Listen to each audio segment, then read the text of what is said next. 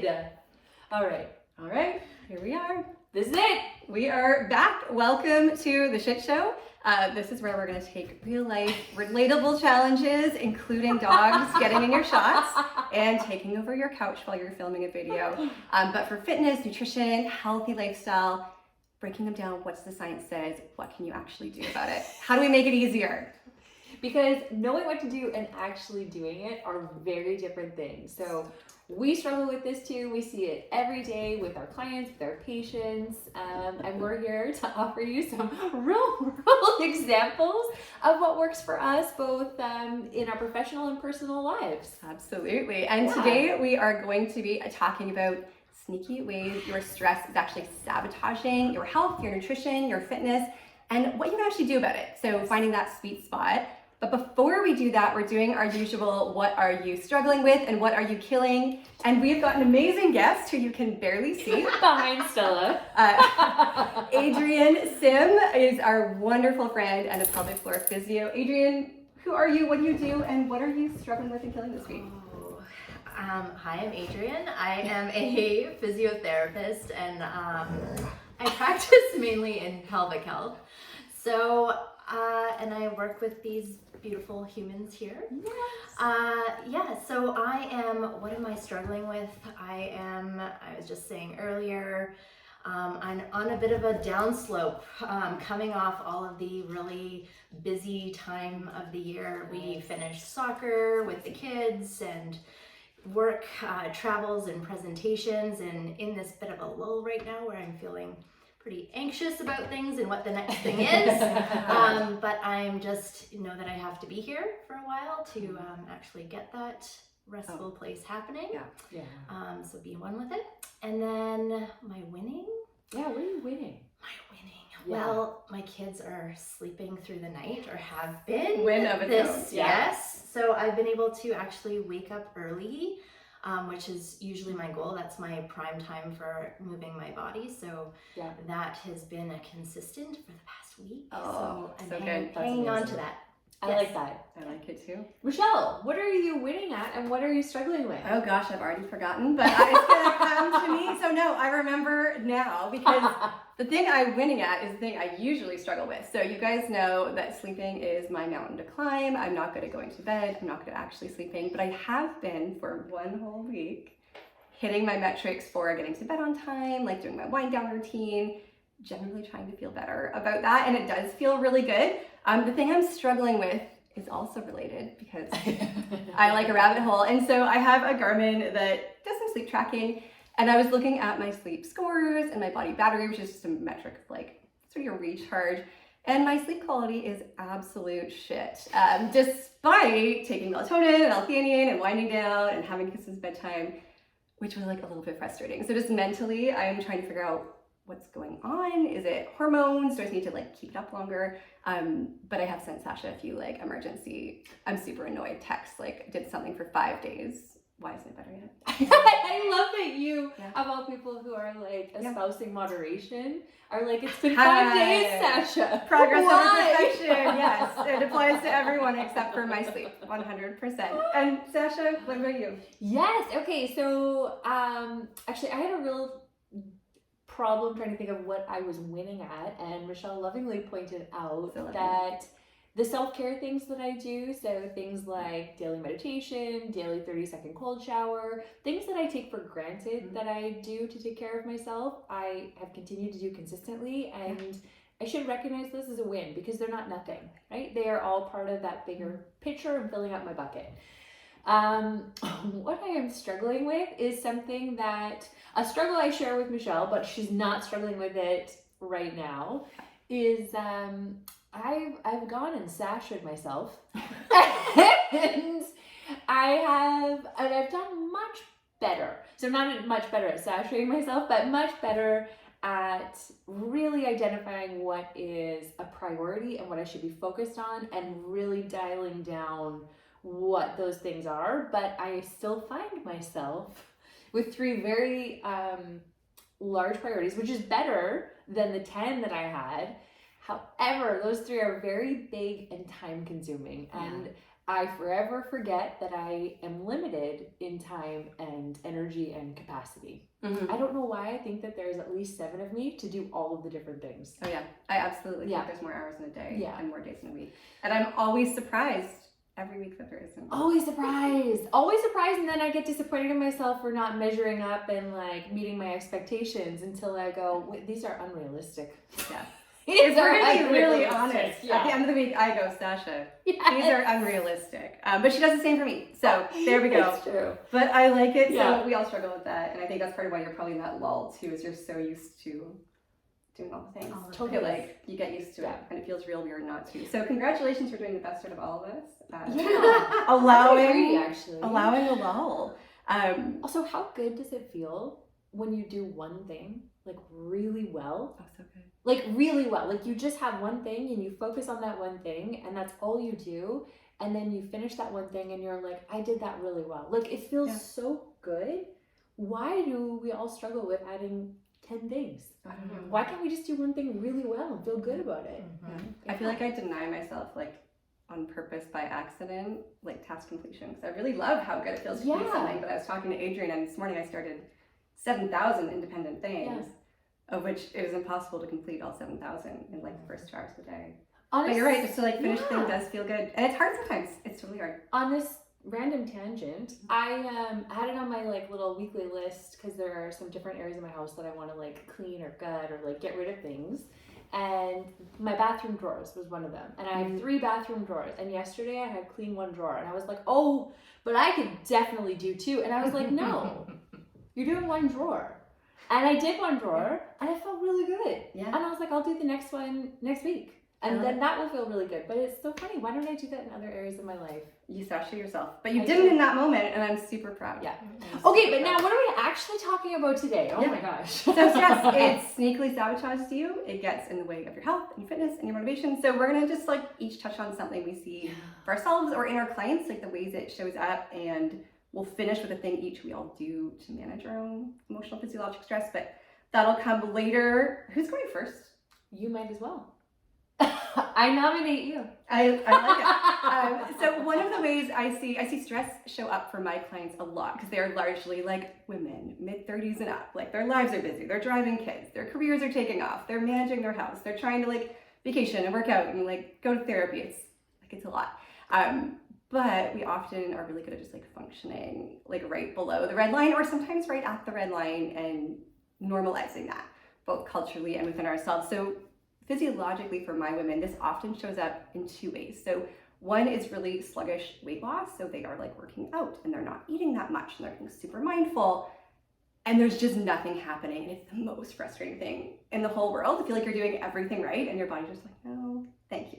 But part of that is twofold. So when we are stressed very acutely, or more often chronically at that kind of medium to high level, we can actually lower our metabolic rate. So your natural calorie burn goes down, because we evolved when like that might be a famine, or like maybe there's a lion stalking your caves. You've got to conserve energy till you can go forage again. Our bodies interpret that very differently and slow it down. And at the same time, super fun, we upregulate hunger hormones and we dial down impulse control in our brains. So things like cravings, portions, all of that can go up without it feeling really off the rails or out of control, but it's contributing to burning less and typically eating a bit more. And that is super frustrating. So not sleeping, not managing stress, not that we can take it away, but finding ways to offset it during your day, the way we'll talk about, is super important for getting that energy back and just getting to a healthy weight, whatever that looks like at this age, without so much effort, so much stress, like so much punishing yourself. So that is the biggest way I see it show up. It also shows up in your gut. That's like a whole other day of things. So we're not going to go in there. But if you guys have questions about that, let us know below and we'll chat about it another day. Adrian, what about you? How does it show up for your clients? Yeah, I mean, I'm right there with Michelle, and I think we all see this group of people coming through our spaces. But yeah, in terms of, physiologically in your body physically, Oftentimes we'll see this as, again, sometimes neck pain or something like that, where again, more stress, more muscle tension, which can also feed down into the abdominal area, which can then affect your gut and motility, and also impact the pelvic floor, whether you're holding tension in the pelvic floor as well, which can have a whole host of symptoms. So again, people coming in and saying, I'm experiencing some leakage or something like that, so from my bladder. And so we, actually do dive into this. What are your stress levels like? Because you can actually leak when you have higher tension in your pelvic floor. So a lot of people think that it's just a weak and loose pelvic floor. Well, it can in fact be when, you're in higher levels of stress that you actually can experience that.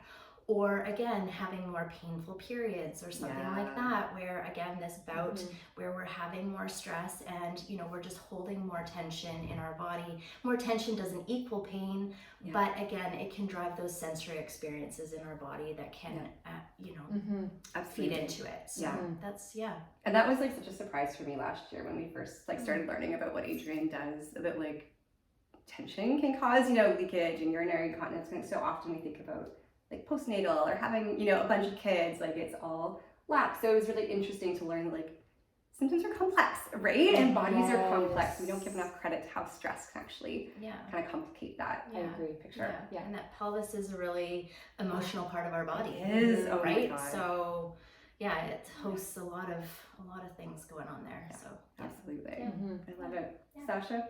Yeah, actually, you know what? I had something that I was thinking of when Adrienne was talking about it. And one of the most common things or ways that I see it show up in the gym is everybody kind of has a part of their body that I always think about it like if you were going to crush a can, where the can is going to break. And so like for me, it's kind of my IT band. So and I can actually say like when I'm under stress, even if I am not increasing my running volume or I'm doing something, I could maybe go for my normal 5K run or something like that, and all of a sudden I'm like, oh, what's happening there? And I always think that that's a really kind of like the canary in the coal mine. Like that's what you notice, or what I notice as a coach for people when they're actually in the gym, kind of like where is their body trying to speak to them to let them know that we might need to look at, not stopping, but we might need to look at playing around with the load that they are experiencing, like in the gym, right? So not no movement, but how do we adjust the movement to kind of meet them where they're at? Because I think a lot of times, especially when the body is speaking back to you, it's really easy, especially when you're stressed and busy, to discount it. Be like, I don't have time to deal with this. Like, I just did this thing. It's fine. Like, whatever. I'm just annoyed. And you just kind of keep push. And the body is like, we're not going to go away. Like, we're just going to get louder, and we will stop you if you don't moderate yourself. Like, we'll moderate you. And so I think that actually, I was going to say something else, but that actually, when I was listening to Adrienne, is the thing that I would say in the gym. And it doesn't have to be an injury, but it's like that funny little niggle that you always kind of get, and you're like, maybe I slept funny, but it's just not going away. And then you just kind of push, and then it becomes something that's greater than what it was. Completely. Yeah. I feel like everyone's got something like that. They do. Just a way that your body kind of decides to speak to you. Totally. Yeah. And I'm reticent about using like weakest link. But it kind of is most just dramatic link, maybe. Yeah, it's an interesting when we talk about like pain sciences and, in terms of where, injury has happened in the body or where there's a guarding response or something like that. And, your threshold is down here and you're puttering around quite well. And then your stress levels increase. So all of those sensory experiences that we have in our body just jump up another notch than where we are becoming symptomatic, right? So it's like, how do we regulate that? And oftentimes we're like, well, we're in pain, so we don't want to move. But it's often the best thing for us. And understanding too, like we were kind of like shooting the shit beforehand. And Adrienne had a really good point too, like when it comes to stress, like one of the things that you can do is actually move your body to kind of help relieve that stress, or even to ground yourself in your body. Like getting inside of your body will actually help you navigate that stress as well. So it's really finding kind of the right dose for where you're at, and just paying attention to where you are and how you're feeling. I love that. Yeah. I think one of the things that's cool about that too is moving your body. As someone who's not as naturally inclined as these two are, like towards fitness exercise, like it was a hard push for me as someone who helped me through 6 months to like be more active, like consistently was. But there's both the sort of like neurochemical response, like things like happy hormones, like regulation of how your brain responds to stress, but there's that physiologic downregulation of stress, right? So you get hormesis, which is you have a little bit of stress and you trigger all of the sort of anti-stress chemical responses in your body and become more resilient physically and emotionally. So exercise in whatever form feels good and you can tolerate is just so impactful. Sometimes it feels really hard, which segues, I think, into what we all do to offset that physiologic stress. Nice segue, Michelle. I'll take that. I'll take it. But because like stress doesn't go away, right? Like we can't make your life less stressful. Like we can all speak to how stressful this phase of your life is. Like we are all going through it. But it is still our job to offset it in our body so we can function, so you can protect your health, so you can like feel like a normal human a little bit. Maybe we'll reverse the order. Sash, what do you do to offset your stress daily? Yeah, I think the biggest thing that I do right now is going to be my 30-second cold shower at the end of my hot shower every morning. That's the one thing that I am doing to kind of flip on my little parasympathetic rest and digest and kind of like increase my own little window of tolerance. Yes, it's really cool. Yeah. I'm proud of you. It's a hard one. Yeah. Mine is definitely moving my body. Yes. So it's whether, again, it's going to the gym and working out with a group of people and just being in my own zone, or again, you know, jumping on the bike in the morning just to get something in, to feel like I've done something for myself outside of taking care of my family. So that's the self-care piece that I need to get in to feel that I've grounded myself. Yeah, I love that. That's a huge one. Michelle, what do you I'm do? gonna switch mine up from what I think I had. Okay. It's allowed. Yeah. We just roll with whatever we feel Totally. like here. That's the whole point. So I think mine is actually one of the ways I'm getting myself to bed on time is allowing myself some wind down time at night. So not like working until 11 p.m. and then being surprised that I'm not immediately ready to fall asleep, because I love what I do and there's always something to work on, but having some wind down time where I'm like reading or meditating or like chilling in my bedroom or extra time for skincare has been actually like a really nice de-stress, because you know what? I enjoy those things. Yes. And I get very little time to do them during the day, despite not having kids. And honestly, I don't know how people with kids survive, including you, and actually doing all these things. Adrian's answer is to get up at 5:30, which astonishes and impresses me. But that wind down time, which I've got more often the last few weeks, not perfectly, as someone who received a voice memo from me last night at 11:40, has been really, really helpful, I think, just mentally outside of the sleep part, just to know that I've got some rest coming and then I'm going to shut it off. I do sleep better, but I also feel better during the day. So that one is mine, and that's been a really big push for me to give up on like being productive. Yeah. Which actually circles back to the very beginning when we think about like allowing ourselves to just be with time. Yeah. Like why do we have to fill time? Why can't we just actually allow time to be there, and then us be in time and just pursue whatever we're curious about? Completely. Yeah. Busy is a hell of a drug. It is. Yeah. It really is. Mhm. Yeah. Which I feel like we're all working on. But so that was our little like, you know, maybe 19-minute short video on stress. We hope you watched it, even though it took you like a few goes. But this is such an important topic. We'd love to hear what you guys do for stress, or what questions you have about how it impacts the body, either nutrition or pelvic floor or fitness. So let us know. And if you have any topic ideas, please just message us. We would love to hear from you. Give us some direction, guys. We clearly need it. Michelle, I think we did good. We absolutely did good. We will see you next time on the show. All right. Bye, guys.